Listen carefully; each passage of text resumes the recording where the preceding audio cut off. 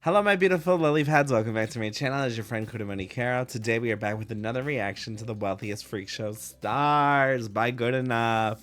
Remember to like, comment, and subscribe because any and all interaction does this channel wonders. Remember to catch me on Twitter, Twitch, all that fun stuff. And join the Discord server, Lilypad Central, and let's get into it. Let's start with the ones that made a great living and slowly work our way towards the ones that became multimillionaires. Number 6, the three-legged man. Frank Lentini was born in 1889 in Sicily. He was really a three-legged person?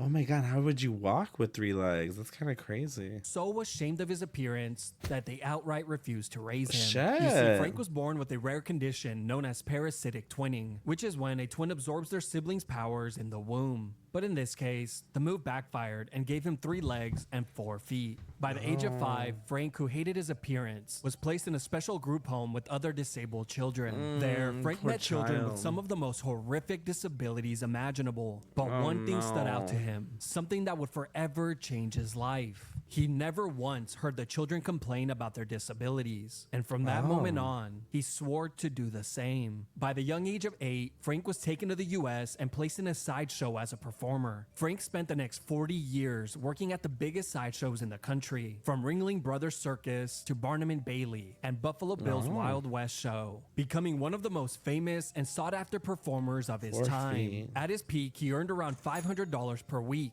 or around $15,000 in today's money. Yeah. People raved about his hilarious personality, as he treated his act more like stand-up comedy. He cracked jokes like how he was the only man on the planet who never needed a chair, then sat on his third leg like a stool. He also joked that anytime he bought shoes, he obviously had to buy 2 pairs, giving the leftover shoe to his co-worker, who only had 1 leg. But after 40 years of touring, Frank finally settled down, retired, got married, and had 4 children. After the age of 5, Frank never viewed his disability as a negative, stating many times that we all need to accept what makes us different, as that is what makes us unique, and even calling his deformity his greatest blessing. By the time Frank died in 1960, of course it's his greatest blessing. He made a killing off of it. How would it not be his greatest blessing? he had earned over $1 million in today's money and had provided himself and his family with a very comfortable life. Number 5, the bearded lady. Annie Jones was born on July 14th, 1865 in Virginia. When she was born, her parents were shocked to discover that she was born with facial hair. But the shock wore off when they realized that they had been presented with a rare money-making opportunity. Thankfully, Annie had an entirely normal 9 months of life before her parents handed her off to P.T. Barnum, one of the most prolific American showmen in history. Her family accepted an allowance of $150 per week, making her one of, if not the youngest sideshow performers in history. Annie was born with a condition that caused thick hair to grow around her entire body and face. And by the age of 5, she had a mustache, sideburns, and a beard. She was given the name the Bearded Lady. And for the next 37 years, Annie would remain in the sideshow business, becoming one of the most famous performers in history. As she grew older, she became well known for her gracious manners, sophistication, and her skills with musical instruments, which she played as part of her performance. She made it a priority for people to see that sideshow performers weren't freaks, like the media and businessmen had painted them out to be. In the end, Annie would know no other life than that of a touring sideshow performer, traveling across the US and Europe until the day she died. It's estimated that she made anywhere from $1 to $4 million in today's money throughout her career, and lived a very comfortable life. So, like, they may have had some, like, pretty crazy disabilities that made them stand out from other people, but, like, they were making bank. So, I don't know. Would you be okay with, like, a little bit different if it made you bank? I don't know. Number 4, the original Siamese twins. Chang and Ang Bunker were conjoined twins who lived one of the most fascinating lives you will ever hear about. Born in a small fishing village in modern-day Thailand, they were bought and brought to the US at the age of 17. They were immediately placed in a sideshow, touring across the US, Canada, and Europe. But eventually, the brothers created and owned their own show, eliminating the middleman and earning a ton of money. After a decade, the brothers had made enough to retire incredibly wealthy. They became became American citizens, bought around 18 slaves, hundreds of acres of land, That's not married good. 2 sisters, and had 21 children. They were What? so wealthy that by the 1840s, the brothers' property was the 3rd most valuable in the country. Their families lived in separate houses, which they alternated every 3 days. But here's where things get interesting. The twins' lives were turned upside down when the Civil War began, and by the time it ended, they had lost an enormous amount of their fortune and all of their slaves. To recuperate some of their losses, they began a tour once again. However, this time, audiences were reluctant to support them because they had backed the Confederate movement. In their final days, Chang's health had deteriorated, and he began to drink heavily. In January 1874, Chang contracted bronchitis and was assigned to bed rest. And on the morning of January 17th, Aang woke up to discover that his brother had died in his sleep. Aang, who was completely healthy, told his family that now that Chang was gone, it was his time to go as well. And within a couple of hours, Aang was dead. Some say that he died from a lack of blood circulation, while others say he died from shock or fright from seeing his dead twin. The craziest part is, if the twins had been born today, surgeons could have easily separated them. In the end, the brothers went from living in poverty to living among the elite as incredibly wealthy men, earning over $4 million and amassing a net worth of over $1.8 million in today's money. Number 3, the 4-legged girl. Myrtle Corbin was born on May 12, 1868 in Tennessee. She was born with... How would you deal with living with like multiple legs? I think, well, they're probably used to it since they're born with it. But I can't even imagine. It looks like those two are like vestigial, like they don't actually work. With 2 pelvises and 4 legs due to a rare form of conjoined twinning. Myrtle's mother began showcasing her daughter by the age of 1, claiming that the money would be used to help fund her education. The mom has a butt but by the face. age of 12, she was placed in a sideshow as a performer under the name The 4-Legged Girl, and very quickly became a star, attracting long lines of people eager to meet and see her. She became so popular that many other sideshows falsely claimed to have 4-legged girls as well, only for audiences to discover that they were complete scams. Myrtle's popularity skyrocketed further when she joined P.T. Barnum and later Ringling Brothers, earning $450 per week, or around $14,000 in today's money. She continued performing for roughly 12 years, earning around $4 to $5 million in today's value. Myrtle eventually got married, had 5 children, and retired to live a comfortable and quiet life in Texas with her family until the day she died. She was later buried, and her casket was completely encased in concrete. Several family members stood over the drying concrete until it was fully set to prevent grave robbers from stealing her corpse, since multiple showmen had offered large sums of money for her remains. Number 2, Zip the Pinhead. One of the most famous and misunderstood sideshow performers in history has to be William Henry Johnson. Didn't they make that movie like in the 90s, or is it the 80s, like the corn people, and they had the pinheads? Is that what it's called, corn people? I don't know. But I remember seeing the VHS tape and seeing the 3 people with the cone heads.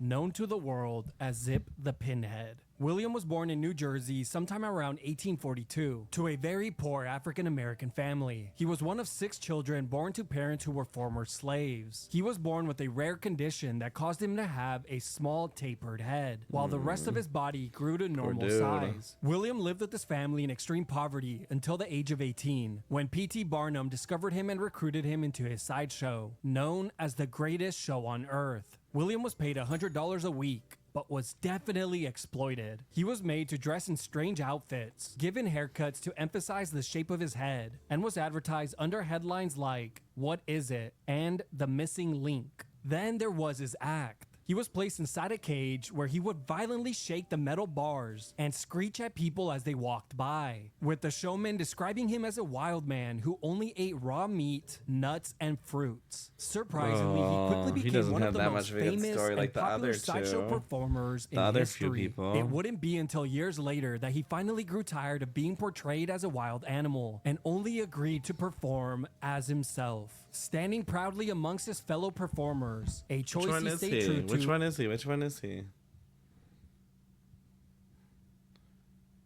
Oh, which one is he? Oh, he's right here.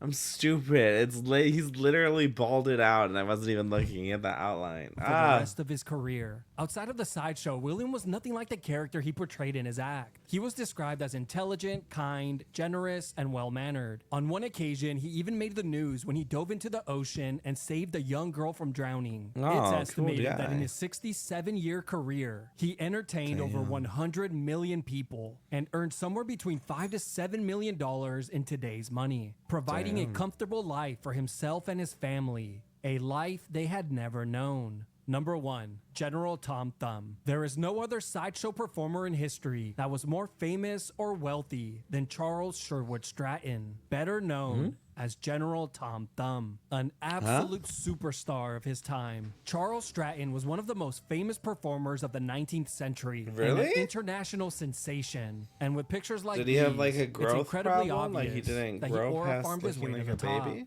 But let's start at the beginning. Charles was born on January 4th, 1838 in Connecticut. For the first 6 months of his life, everything seemed normal. But when he was 6 months old, he suddenly stopped growing. And by the age of 1, he was still the exact same size. And by age 5, he had only grown an inch. He was diagnosed Shit. with proportionate dwarfism. Around this time, word had spread to P.T. Barnum, and of course, he soon came knocking. I think like the message of this video is that P.T. Barnum is just like a fucking monster. Just exploited everyone. After negotiating a deal with Charles's father, he was taken to perform in Barnum's sideshow. Even though Charles was only 5 years old, he was a natural entertainer. His act consisted of dancing, singing, impersonations, and comedic performances. Cool. His popularity quickly exploded, and the name General Tom Thumb became a household name. Charles was so famous that he couldn't go anywhere in the US or Europe without being mobbed by large crowds. He quickly surpassed any living actor or musician of his time. You see, before Charles came along, freak shows and sideshows were seen as distasteful entertainment. But after his theatrical performances, like his movie-like plays, the culture shifted, and the audience began to appreciate the performers as true entertainers. Charles was such a great actor on stage that critics judged him on the merits of a professional entertainer, not as a sideshow performer. Charles was making around $50,000 per year, or Shit, around $2 million